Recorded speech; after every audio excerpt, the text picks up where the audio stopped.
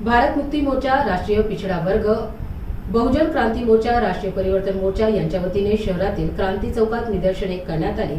ओडिसामध्ये BJP सरकारने बामसेपच्या राष्ट्रीय अधिवेशनावर बंदी घातली, त्या विरोधात ही निदर्शने करण्यात आली।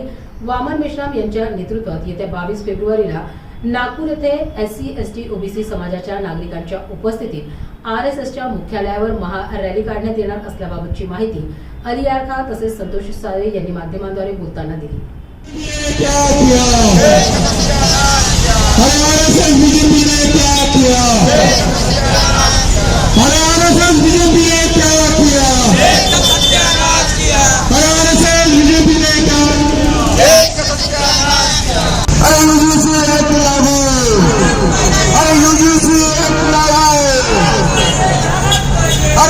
जिसकी मम्मी है, जिसकी मम्मी है और जो सरकार निकलनी है। उड़ीसा कटक में मेरा नाम अली यार खान है। मैं जिला अध्यक्ष लोकसभा का सब छत्रपति संभाजीनगर औरंगाबाद से। जिस तरह से RSS बीजेपी की सरकार ने खनन किया है, सरकार ने, उड़ीसा सरकार और RSS सरकार ने, उसके विरोध में जो है ये तीसरा चरण है। 4 चरण में माननीय वामन मेश्राम साहब के नेतृत्व में पुकारा गया, तो उसका तीसरा चरण है। आने वाला चौथा चरण 22 फरवरी नागपुर के RSS हेडक्वार्टर पे SC/ST OBC माइनॉरिटी के हम सभी लोग जाकर उस RSS का हेडक्वार्टर घेरने का काम करेंगे। क्या आपकी मुख्य मांग क्या है?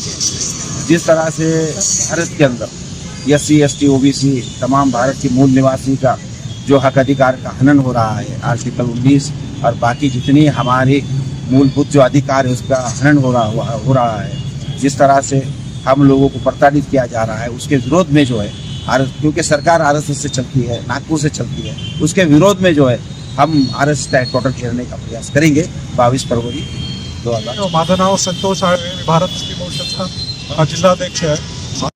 आंदोलन करण्याचं कारण असं आहे की ओडिसामध्ये बीजेपी सरकारनं जे बामसेपचं राष्ट्रीय अधिवेशन आहे, अधिवेशनावर त्यांनी बंदी घातली।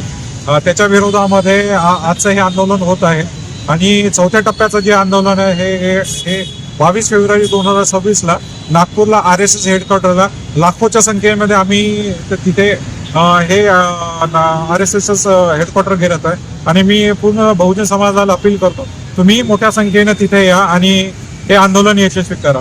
माझं नाव संतोष साळे, भारत मुक्ती मोर्चा जिल्हाध्यक्ष। जय भीम, जय प्रयास।